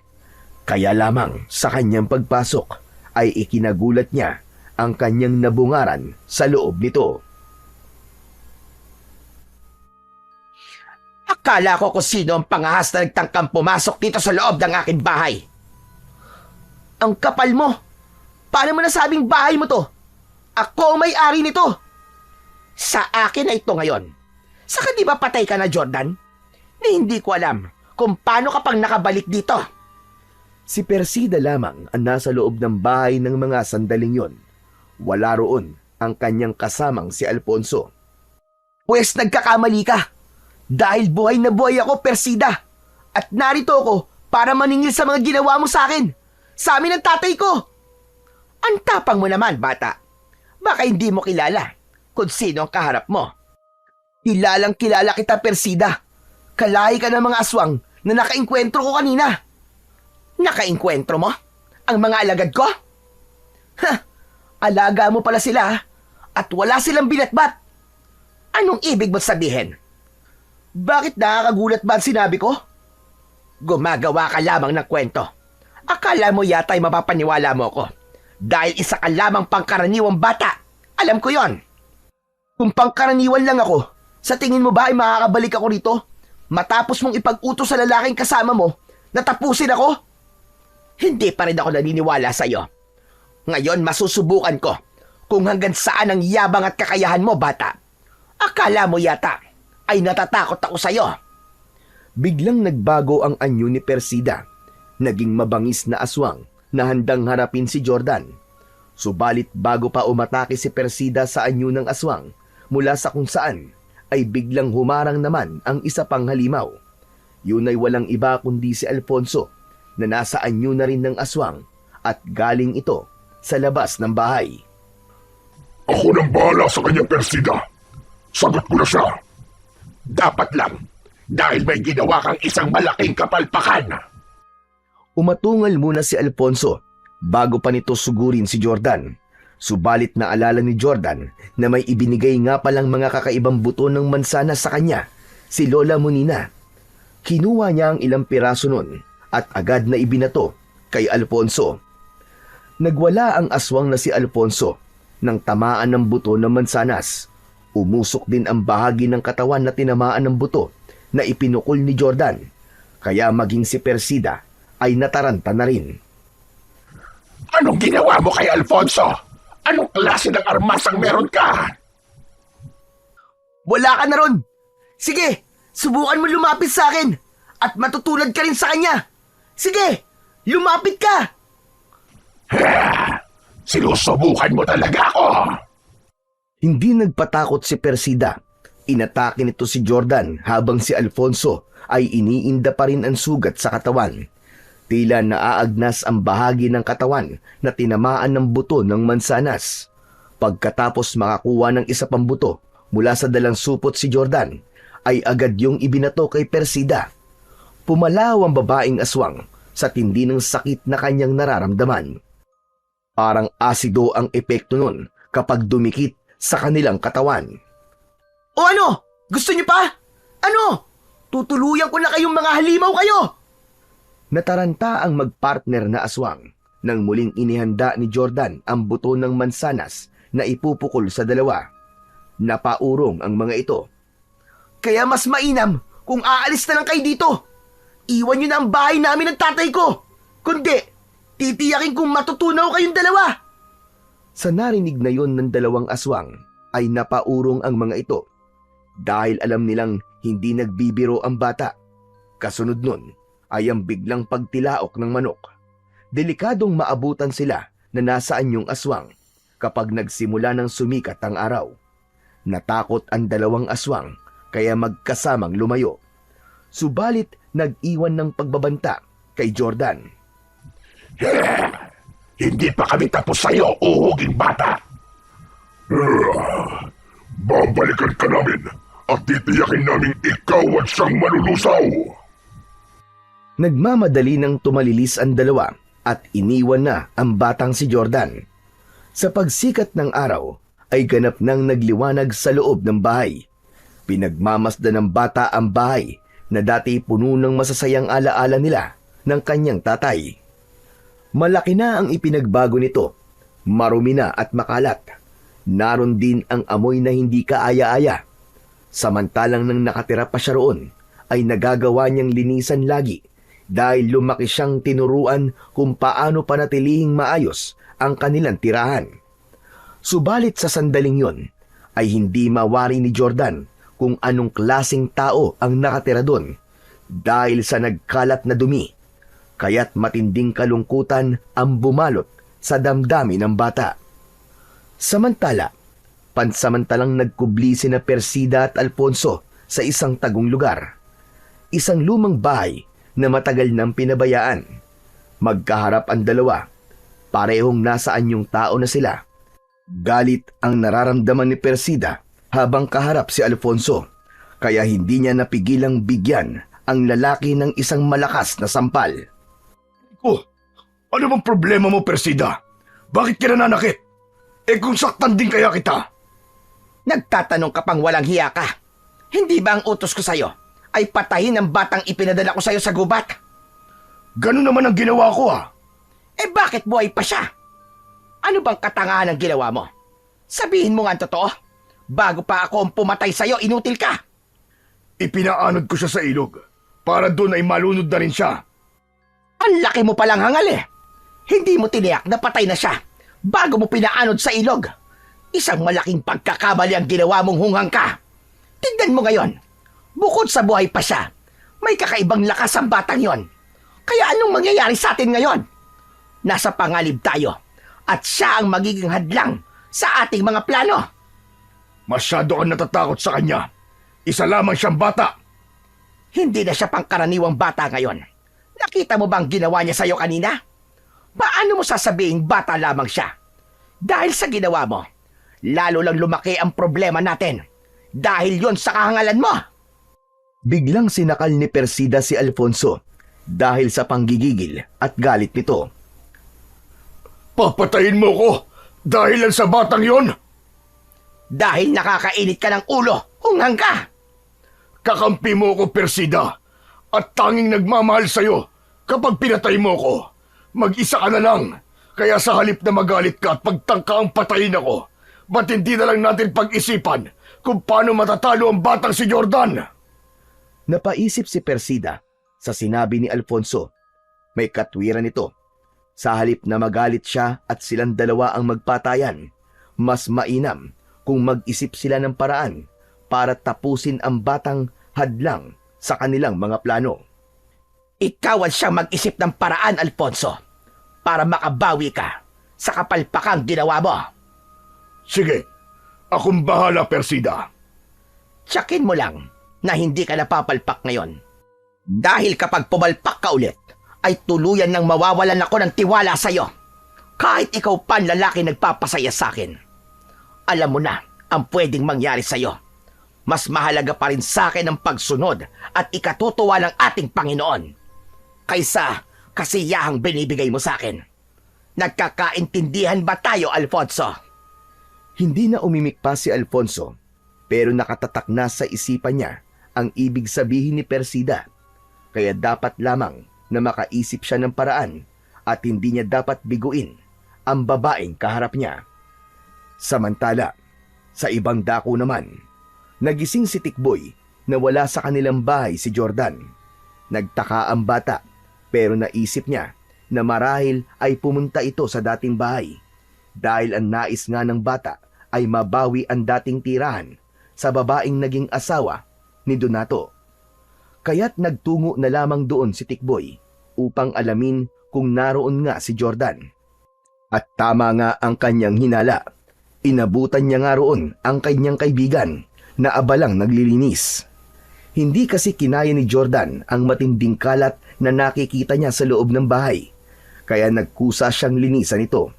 Lalo na't iniwan na ito ni na Persida at Alfonso sapagkat natakot na sa kanya. Sabi ko na nga ba't nandito ka lang, Pards Uy, ikaw pala, Tikboy. Pasensya ka na. Hindi ako nakapagpaalam sa'yo. Kasi ang sarap-sarap ng tulog mo nang umalis ako kanina Ayos lang yon. Pero teka, akala ko nandito yung dalawa. Sina Aling Persida at yung lalaki niya. Umalis na sila. At malamang, hindi na sila babalik pa. Talaga? Nagawa mo silang paalisin? Natakot sila sa'yo? Oo, kaya nabawi ko na ang bahay namin ni tatay. Hindi ko talaga hayaang sirain nila ang bahay na to at angkinin. Saka tignan mo, binaboy pa nila ang daming kalat. Parang hindi tao nakatira. Mukhang tama ka doon, Jordan. Baka nga hindi tao sina Aling Persida. Kasi nga ang totoo, pinagdududahan na sila eh. Yun nga lang, wala pang katibayan na masasama sila. Na sila ang mga aswang. Tikboy, kung sabihin ko sa yung totoong sinabi mo, na aswang nga sila, maniniwala ka ba? Pwede naman. Kaya lang kung talagang aswang sila, paano mo silang napalis? Ibig ba't sabihin may panlaban ka sa mga aswang na kagaya nila? Napangiti na lamang si Jordan. Hindi pa oras para sabihin niya sa kanyang kaibigan ang totoo. Nakakamiss din kasi tong bahay namin, Tikboy Kaya dito muna ako. Sigurado ka ba? Baka kasi hindi ka ligtas dito eh. Huwag mo akong alalahanin. Kaya ko nang protektahan ang sarili ko. Balikan naman natin ang magpartner na aswang na sina Persida at Alfonso. Masayang ibinalita ng lalaki ang kanyang nabuong plano. Ipinaliwanag niya yon at dinitalye upang maunawaan ni Persida. Kahit na ano pang plano mo, Alfonso, isa lang ang nais kong mangyari. Ang magtagumpay ang plano mong yan. At ayokong papalpak ka uli. Magtiwala ka sa akin, Persida. Matutuluyan na ang batang yon. Inaasahan ko na mangyayari ang sinasabi mo, Alfonso. Sabi ko naman sa'yo magtiwala ka lang sa akin. Gawin mo, Alfonso, at huwag puro yabang at salita lang. Kaya nang sumapit ang gabi, ay tinipon na ni Alfonso ang mga kauri nilang aswang. Isa, laban sa lahat ng mga kauri nilang aswang, ang magiging laban. Nag-iisa lang si Jordan laban sa kanila. Ang gagawin nila ay paliligiran nila ang dating bahay ni Jordan, kaya walang kawala ang bata. Kahit pa meron itong kakaibang lakas o ano pang sandata laban sa mga aswang, dahil sa dami nila ay mahihirapan ito, panigurado. Ganun na nga ang ginawa ni na Alfonso. Agad niyang sinabihan ng mga kasama upang maghanda at italaga ang kanilang sarili sa pagbabantay sa paligid ng bahay. Tahimik ang gabi at marahil natutulog si Jordan sa loob ng bahay. Kaya sa pagsikat ng maliwanag na buwan ay hudyat na rin yun upang sila'y sumalakay. Sabay-sabay nilang aatakihin ang bahay, kaya tiyak na matataranta ang bata. Nang magsimula na ngang sumikat ang buwan, kasabay ng pag-alulong ng mga aso sa Barrio Domingo ay ang pagbabago ng anyo ng mga aswang asbo na gaya ni na Persida at Alfonso. Nagbigay ng kakaibang kilabot ang sabay-sabay na pagbabago ng anyo ng mga aswang. Kasunod ay ang ingay at nakakakilabot nilang ungol. Narinig sa buong baryo ang nakakatakot na ingay na likha ng mga aswang asbo. Sa hudyat ni Alfonso ay magkakasunod silang lumapit upang paikutan ang dating bahay ni na Jordan. Lumalakad silang papaikot habang papalapit ng papalapit sa mismong bahay. Bukod sa mga nakapaligid na aswang, ay may mga bantay sa iba pang lugar upang tiyakin na hindi makakatakas ang bata. Subalit habang papalapit ang mga aswang sa bahay, ay tila wala pa rin nangyayari sa loob nito. Madilim ang bahay at tahimik doon. Dahil sa pagtataka ni Alfonso, na tila walang Jordan na lumalabas o kahit sumilip man lang sa bintana, kaya napilitan si Alfonso na pasukin na yon. Ganun na lamang ang pagtataka niya dahil wala nga sa loob ng bahay si Jordan. Nagngingit-ngit sa galit ang aswang na si Alfonso dahil pakiwari niya'y maiisahan na naman siya ni Jordan. Habang nakapaligid ang aswang sa loob ng bahay, ay isang malakas na sigaw ang kanilang narinig. Hoy mga pangit! Ako ba ang hinahanap nyo? Mga kadiring aswang! Halos sabay-sabay na lumingon ang mga aswang sa lugar na pinagmulan ng boses ni Jordan. Hindi sa bahay na yon nagpalipas ng gabi ang bata, kundi umuwi ito kina Tikboy. Ayon sa pakiusap ng kaibigan, kaya maling-mali ang kutob at naging plano ni na Alfonso para atakihin nila ng sabay-sabay ang bata na wala naman pala sa bahay nito. Muli, nabigo si Alfonso. Yan ang hirap sa inyong mga aswang Hindi nyo ginagamit ang mga utak nyo! Mga hunghang! Sinusubukan mo talaga kung buwisit ka! Ikaw ang buwisit dahil sa ginawa mo sa akin! Napakasama mo! Katulad mo ang mga aswang na kasama mo! Nagpupuyo sa galit si Jordan. Alam niyang hindi niya kakayaning harapin ng sabay-sabay ang mga aswang kapag umatake ang mga ito. Kaya may paraan siya para lipulin ang mga kampon ng kadiliman sa isang paraan lamang. Konti na lamang natitirang buto ng mansanas, kaya hindi ko na to dapat masayang pa. Mula sa kinaroroonan ni Jordan ay mahigpit niyang hinawakan ang ilang piraso ng buto ng mansanas na gagamitin niya para tapusin ang mga aswang. Mabilis ang ginawa niyang pagtakbo papalapit sa kinaroroonan ng grupo ng mga halimaw. Saka isinaboy sa tumpok ng mga ito ang natitirang sandata. Nang dumikit sa katawan ng mga kampon ng kadiliman ang pambihirang buto ng prutas, ay nagsipagputukan ito kasabay ang pagkakaroon ng usok. Pumalahaw ang mga aswang sa tindi ng sakit na nararamdaman. Gusto namang makaligtas ni Alfonso, kaya ibig niyang tumakas. Pero sinalubong siya ni Jordan at buong lakas na inulos ang aswang gamit ang kanyang balaraw. Agad na umagos ang dugo mula sa katawan ng aswang na si Alfonso. Nagkakagulo at sumisigaw na ang ibang mga aswang dahil sa pinsalang lika ng pambihirang buto. Si Alfonso naman ay nagwawala habang lumalaki ang mga sugat sa katawan. Nakita naman ni Persida ang mga pangyayari at hindi siya makapaniwala na isang paslit na gaya ni Jordan ang gagawa ng ganong kalaking perwisyo sa mga kauri niyang aswang. Gaya ng nabitiwang salita ni Persida, ang magiging kapalpakan ni Alfonso ay magbibigay sa kanya ng parusa. Subalit, hindi na maparusahan ni Persida si Alfonso dahil agad na binalingan ni Jordan ang babaeng aswang. Hindi rin siya papayag pang magpatuloy ang pag-aasik nito ng kasamaan. Kaya hawak ang balaraw na hinugot mula sa katawan ni Alfonso ay buong bilis niyang inatake si Persida. Sa gawing leeg niya itinusok ang balaraw, kaya naman pumulandit pa ang dugo ng babaeng aswang. Dahil may natitira pang buto ng mansanas, ay hindi na niya sinayang pa ang pagkakataon na yon para ganap ng tapusin ang babaeng naging dahilan ng kamatayan ng kanyang ama. Habang sumisirit ang dugo sa leeg ni Persida, ay nakabuka ang bibig nito. Kaya doon isinubo ni Jordan ang nalalabing huling buto ng mansanas. Pagkatapos na mailagay ng bata ang buto sa bibig ni Persida, ay umusok ang bibig nito. Tila gumalaw at lumulobo ang ulo ng babaeng aswang. Saglit pa ay bigla yung sumabog na parang isang granada. Sumabog at nagkalat ang bahagi ng ulot katawan ng aswang. Tuluyan nang natapos ang kasamaan ni na Persida at Alfonso. Nabigyan na rin ng mustisya ang naging masaklap na kapalaran ng kanyang ama. Nabawi na rin ni Jordan ng tuluyan ang bahay na galing pa sa kanyang mga magulang. Pagkatapos ng mga pangyayaring yon, ay nagbalik na sa gubat si Jordan para magpasalamat kina Lola Monina at Enteng. Hinikayat pa ni Jordan na bumaba na lang ng kapatagan ng dalawa at doon sa kanilang bahay tumira.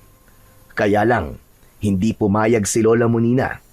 Dahil nga sa lugar na yon, natagpuan niya ang katiwasayan at kapayapaan sa kanilang buhay.